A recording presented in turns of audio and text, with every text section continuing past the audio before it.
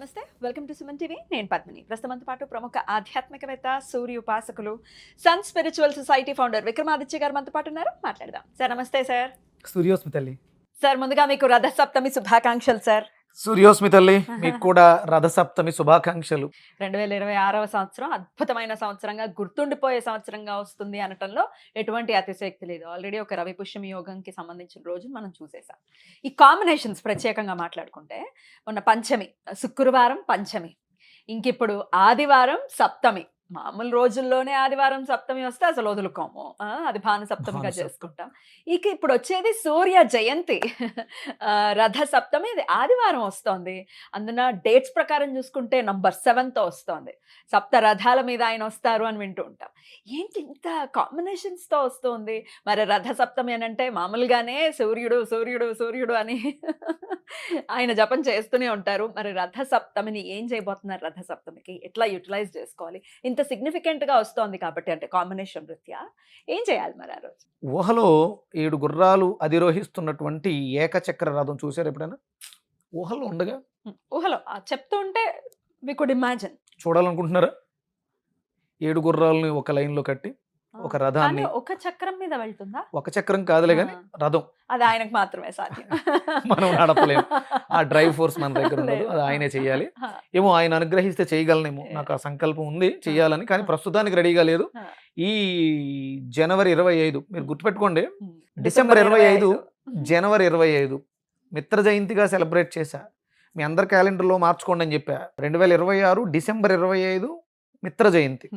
ఇది సూర్య జయంతిగా సెలబ్రేషన్. జయంతి కాదు, తనని తాను ప్రపంచానికి, ప్రపంచంలో ఉన్నటువంటి సమస్త జీవకోటికి తనని తాను వ్యక్తపరుచుకున్నటువంటి రోజు, పరిచయమైన రోజు, మాఘమాసం రథసప్తమి. అంటే తన రథయాత్రలో ఒక అద్భుతమైనటువంటి రోజు, ఇది ప్రారంభ రోజు. సూర్య జయంతి అంటే చాలా చాలా విశేషంగా మనం జరుపుకోవటం అనేది, అందరూ కూడా ఇంకా అసలు ఆ రోజుని ఖచ్చితంగా యూటిలైజ్ చేసుకుంటారు. కానీ ఇక్కడ నాకు ఒక భయం ఉంది. ఏంటని అడగరే? చెప్పండి. ఆదివారం వస్తుంది, అసలే సూర్యుడికి సంబంధించిన రోజు. ఆదివారం అంటే మనకు తెలుసు ఎగ్జిబిషన్స్ ఎట్లా ఉంటాయి. పొద్దున్నే ప్రతి వారం సండే వచ్చింది, ఒకవేళ బయటకు వెళ్తున్నాం పొద్దున పూట అంటే మీరు గుర్తొస్తారు ఖచ్చితంగా. ఇట్లా చెప్తూ ఉన్నారు. ఇంకా నేను దేని గురించి అంటున్నాను మీకు తెలుసు.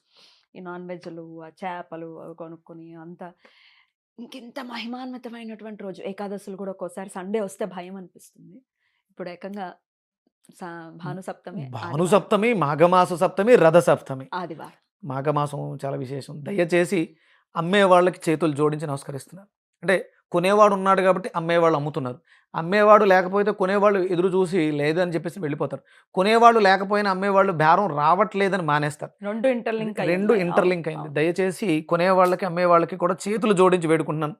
మీ పతనాన్ని మేము చూడాలని కోరుకోవట్లేదు నేను. ఎందుకంటే నా దగ్గరికి cases number of health issues, ఆదివారం మద్యం మాంసం తినే వాళ్ళకి అనారోగ్య సమస్యలు అధికంగా వస్తాయి. అంటే గ్రహణం సమయంలో భుజించడం ఎంత దోష భూయిష్టం. అంటే భగవంతుడికి ఏమీ సంబంధం లేదు. గ్రహణం సమయంలో గ్రావిటీ తగ్గుతుంది కాబట్టి నువ్వు తిన్న ఆహారం పచనం కాక బ్యాక్టీరియా ఫాలో అవుతుంది కాబట్టి దాని ఎఫెక్ట్ నీ మీద పడుతుంది. అది సంవత్సరం అంతా ఉండొచ్చు, 6 నెలలు ఉండొచ్చు, 3 నెలలు ఉండొచ్చు, దానికి ఎఫెక్ట్ తీరుతావు.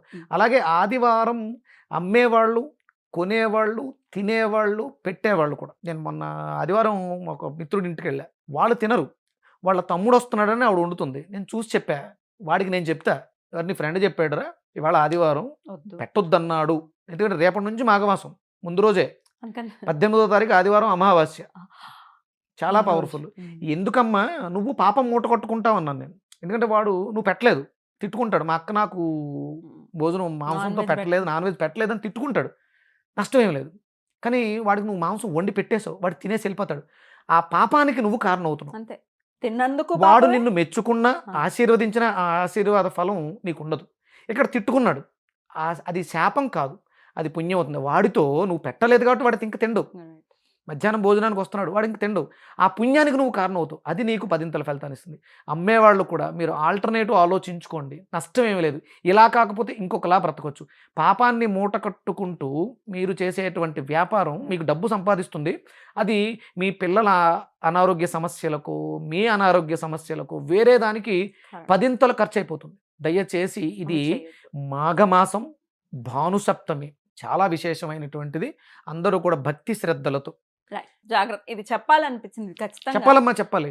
రిజిస్టర్ మనం ఇంచుమించు 4-5 ఏళ్లుగా చెవిలో ఇల్లు కట్టుకుని జోరేగల్లా పోరాడుతూనే ఉన్నాం.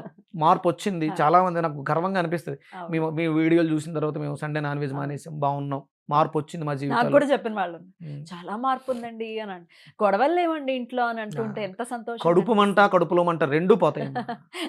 సండే చాలా పవర్‌ఫుల్ అండి. ఇది భగవంతుడికి ఆపాదించొద్దు. సూర్యుడికి నేను ఎలాంటి సంబంధం లేదు. ఇంకో క్వశ్చన్ అడుగుతాను అడగండి. నేను యాజ్ అ బ్రాహ్మణ్. మరి మాకు కూడా ఉన్నాయి కదా కష్టాలు, దేని వల్ల వస్తున్నాయి అంటున్నారు? సూర్య అపచారాలున్నాయి. సూర్యోదయానికి పూర్వం నిద్ర లేవని వాళ్ళు, వాళ్ళకి కూడా వస్తాయి. సంధ్యావందనం చెయ్యని వాళ్ళకి, సంధ్యావందనం కూడా చేస్తారు ఖచ్చితంగా, చేయని రోజు అంటూ ఏముండదు. అహా! అయినప్పటికీ ఎందుకు వస్తున్నాయి? ఇంకేమైనా గ్రహ సూర్య అపచారాలు చాలా ఉన్నాయమ్మా. హ్మ్. మీరు గమనించుకోండి. హ్మ్. ఆదివారం ఏకభుక్తం ఉండాలి. ఆ. ఫలాహారమే తీసుకోవాలి. తేలికగా జీర్ణం అవ్వాలి. ఉమ్. ఆ రోజు మీరు అంటే నూనె తినకూడదు. ఆ, ఉమ్. నూనె తినకూడదు. నూనె అరగదని తినొద్దన్నారు. ఉమ్. నూనె అరగదు కాబట్టి తినొద్దంతే. ఉమ్. ఇంకా సూర్యోదయం తర్వాత ఉమ్. అంటే సంధ్యావందనం తర్వాత తినాలి. ఉమ్. సంధ్యావందనం చేయకుండా తినడం కూడా తప్పే. ఓకే. మధ్యాహ్నం కూడా అంటే బ్రాహ్మిన్స్ అయితే ఉమ్. 3 సంధ్యలు కంపల్సరీ ఉపనయన సంస్కారం జరిగిన తర్వాత 3 సంధ్యలు చేసి తీరాలి. ఉమ్. ఇప్పుడు నేను చేసుకుంటే నాకు చాలా మంచిది. చెయ్యకపోయినా ఏం తప్పేం కాదు. చేస్తే మంచిది అంతే. కానీ ఉపనయన సంస్కారం జరిగిన తర్వాత మాత్రం కంపల్సరీ ఇది చేయాలి. అలాగే ఇంకా వెజిటేరియన్స్ కి ఎందుకు వస్తున్నాయి అనే డౌట్ రావచ్చు. అందుకని ఈ క్వశ్చన్ అడగడం జరిగింది. తప్పలేదు. సూర్యోపచారాలు ఏవైనా కూడా చేయటం అనేది చేస్తే ఖచ్చితంగా సమస్య. సూర్య అపచారాలు అంటే సూర్యాస్తమయం తర్వాత తినడం తప్పు. తింటున్నారు. బ్రాహ్మణ్స్ లో ఉన్నారు. సూర్యాస్తమయం తర్వాత కామన్ గానే తింటున్నాం కదా. అందరూ తింటున్నారు. దానివల్లే హెల్త్ ఇష్యూస్ వస్తున్నాయి. మీరు దానికి ఏమి ఎవరు దానికి ఎగ్జామ్షన్ కాదు. కులాలతోటి మతాలతోటి సూర్యుడికి సంబంధం లేదు. సూర్య అపచారాల గురించి ఖచ్చితంగా ఒక వీడియోలో మనం వివరంగా మాట్లాడుకుందాం. రథసప్తమి గురించి చెప్పండి. ఇందాక ఏదో అంటున్నారు 7 గుర్రాలతో చూడాలనుకుంటున్నారు. What is it? యోసఫ్ కూడా పోలీస్ గ్రౌండ్స్ ఉంది కదా, ఆ పోలీస్ గ్రౌండ్స్ లో 7 గుర్రాల రథాన్ని ఏర్పాటు చేసి రథసప్తమి వేడుకని చెయ్యబోతున్నాను. 200 మంది పోలీసులు యూనిఫామ్ వేసుకుని, వాళ్ళ అంటే యూనిఫామ్ అంటే వాళ్ళు పెరేడ్ చేస్తుంటారు కదా, నిక్కరు ఒక వైట్ టీషర్ట్తో 200 మంది పోలీస్ డిపార్ట్మెంట్లో ఉన్న వ్యక్తులు సూర్య నమస్కారాలు చేస్తే ఎలా ఉంటుందమ్మా? వావ్! అది జరగబోతుందా? ఎందుకంటే రక్షణ వ్యవస్థలో ఉన్నారు వాళ్ళందరూ. ఆయురారోగ్యాలతో వాళ్ళు బాగుంటే మనకి రక్షణ చాలా బాగుంటుంది. కాబట్టి యూసఫ్గూడలో ఈ కార్యక్రమాన్ని, అక్కడ సుబ్రహ్మణ్యేశ్వర స్వామి దేవాలయం ఉంది, ఆలయ ప్రాంగణంలో ఈ కార్యక్రమాన్ని ఏర్పాటు చేశాను. సామూహిక పొంగళ్ళ పండగ. పొంగల్ వండించి ఆ వచ్చిన ప్రసాదంతో కొత్తగా మనం, అంటే కొత్తగా కాదు పాతదే ప్రారంభిస్తున్నాం మళ్ళీ. అరుణ వ్రతం అంటే కలియుగ ప్రారంభంలో వెంకటేశ్వర స్వామి ఆచరించినటువంటి వ్రతం ఇది. 7 ఆదివారాల వ్రతం. దీంట్లోంచే 7 శనివారాల వ్రతం వచ్చింది. అనగాష్టమి వ్రతం వచ్చింది. ఇది ప్రారంభంలో, కలియుగ ప్రారంభంలో ఇది ఉండేది. అరుణ యంత్రానికి పెట్టుకుని స్వామికి ద్వాదశాదిత్యుల్ని ఆవాహన చేసుకుని, యంత్రాన్ని మీకు నేను ఫోటో పంపిస్తాను, వెయ్యండి. అరుణ యంత్రం బిందు త్రికోణ వృత్తంచ షట్కోణం వృత్త యుగ్బకం అని మనకు మంత్రం ఉంటుంది, అరుణ యంత్ర మంత్రం. అది మామూలుగా ముగ్గుతో పెడతారు. నేను ఇప్పుడు కొంచెం కలర్స్ తోటి వేసి క్లాత్ మీద కొట్టిస్తున్నాను. సామూహికంగా జంటలతో కూర్చొని, ఒంటరిగా కూడా కూర్చోవచ్చు. వివాహం కాని వాళ్ళు కూర్చోవచ్చు. సంతానం లేని వాళ్ళు 7 ఆదివారాల వ్రతంలో కూర్చోవచ్చు. ఇంకా ఆర్థికంగా అభివృద్ధి లేదన్న వాళ్ళు కూర్చోవచ్చు. దీర్ఘకాలిక అనారోగ్య సమస్యలతో బాధపడే వాళ్ళు కూర్చోవచ్చు.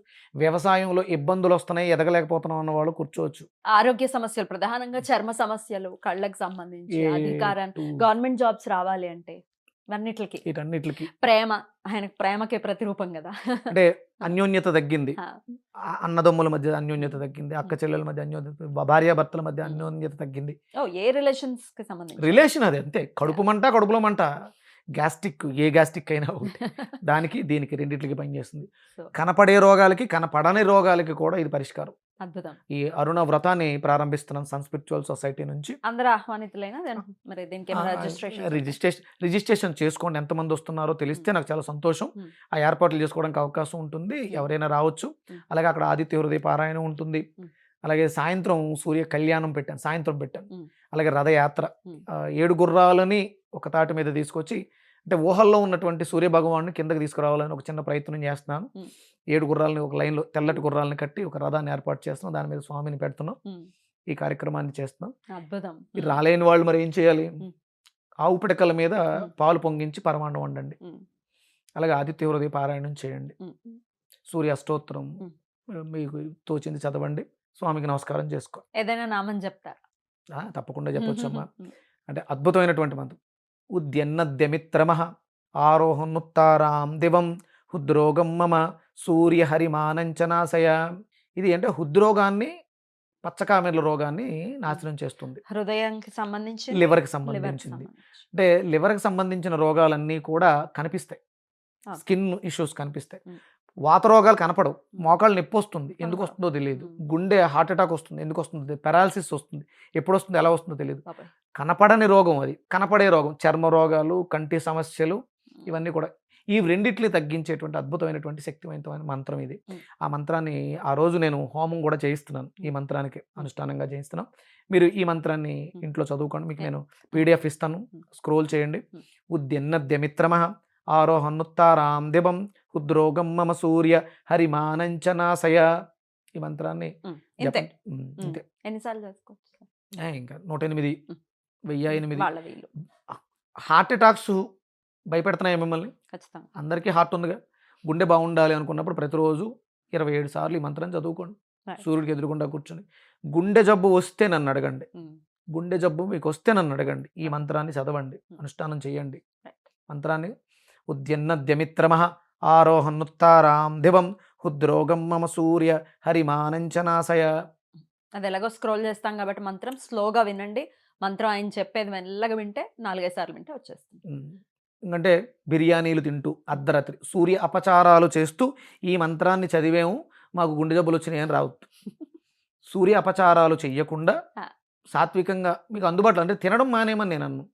మాంసాహారం తినడం సూర్యాపచారం, సూర్యాస్తమయం తర్వాత తినడం సూర్యాపచారం. ఇవి చేయకుండా ఈ మంత్రాన్ని చదవండి. మీకు నిజంగా బ్లాక్స్ ఉన్నా, మీ ఒంట్లో ఇబ్బందులు ఉన్నా, ఎలాంటి రోగాలు ఉన్నా ఈ మంత్రాన్ని గట్టిగా పట్టుకుని సాధన చెయ్యండి. కరెక్ట్గా 6 నెలలు తిరిగేసరికి మీ ఉన్న సమస్యలన్నీ తీరిపోతాయి. అద్భుతం సార్. అయితే చిక్కుడుకాయ ఆకులతోటి చాలా చక్కగా ముద్దుగా ఉంటుంది రథం తయారు చేయడం. కానీ చిక్కుడు అంటే చిన్నప్పుడు అయ్యే చేసేవాడు. కొంచెం పెద్ద అయ్యాం, సూర్యోపాసనలో ఉన్నాం కాబట్టి రథం తీసుకొచ్చి 7 గుర్రాల రథాన్ని చూడాలి ఒక తాటి మీద అని ప్రయత్నం తీసుకొచ్చేస్తున్నారు. సూపర్. అయితే చిక్కుడాకుల్ని నెత్తి మీద పెట్టుకుని కూడా స్నానం. చిక్కుడాకులు కాదమ్మా, తెల్ల జిల్లేడు ఆకులు. తెల్ల జిల్లేడా? రేగి పళ్ళు పెట్టుకుని 7 ఆకులు నెత్తి మీద పెట్టుకుని, భుజాల మీద, నెత్తి మీద పెట్టుకుని 7 ఆకులు స్నానం చేస్తాం. ఇది రథసప్తమి రోజు సంకల్ప మంత్రం ఉంది, అది కూడా చదివి వినిపిద్దాం. అద్భుతం. ఆ మంత్రం చదువుకుంటూ స్నానం చేయమంటున్నారా? ఆ మంత్రం అనేసుకున్నా స్నానం చేయండి. అంటే అంటూ బాత్రూమ్ లో మంత్రం ఎలా చదువుతామంటే డౌట్లు రావచ్చు కదా. కొంచెం మీ వీలైతే ముందే వేస్తే అది బాగుంటుందేమో. వేస్తాం కదా. మాగే శుక్లే సప్తమ్యాం సూర్య ప్రీత్యర్థం రథసప్తమి వ్రతం కరిష్యే. చక్కగా స్నానం చేసేయడం. ఇప్పుడు మీరు నా దగ్గర రాలేకపోయారు, నేను ఇక్కడ వ్రతంలో ఉన్నాను. ఈ వ్రతం మీతో నేను చేయిస్తున్నట్టు, నాలో మీరు ఐక్యమై మనం అందరం కలిసి అక్కడ చేస్తున్నట్టు, ఆ వ్రత ఫలితం అంతా కూడా మీకు నేను ఇస్తున్నాను. తప్పకుండా. బ్యూటిఫుల్. చాలా చక్కగా తెలియజేశారు. పిల్లలకి చేయించేటప్పుడు కూడా చక్కగా ఈ మంత్రాన్ని, ఈ నామాన్ని ఒక్కసారి అనుకుని స్నానం చేసేసి చాలా సూర్యుడి ప్రీతి మనకు ఉంది అని అంటే ఇంకేంటి, ఇంకా కావాల్సింది ఏంటి, అన్నీ ఉంటాయి. అక్షయ పాత్ర ఆయన ఇచ్చాడు, సమంతకమణి ఆయన ఇచ్చాడు, శాంబుడికి శరీర ఆరోగ్యాన్ని ఇచ్చాడు, రాజవర్ధనుడికి ఆయుష్నిచ్చాడు. ఇంకేమున్నాయి వచ్చాయిగా. కావాల్సినవన్నీ వచ్చేస్తాయి. అద్భుతం సార్, చాలా బ్యూటిఫుల్గా ఎక్స్ప్లెయిన్ చేశారు. రేపు 25వ తారీఖు అంగరంగ వైభవంగా నిర్వహించబోతున్నటువంటి ఈ కార్యక్రమం దిగ్విజయం అవ్వాలని మనస్ఫూర్తిగా కోరుకుంటూ కృతజ్ఞతలు సార్. నమస్తే. సూర్యోస్మి. సూర్యోస్మి.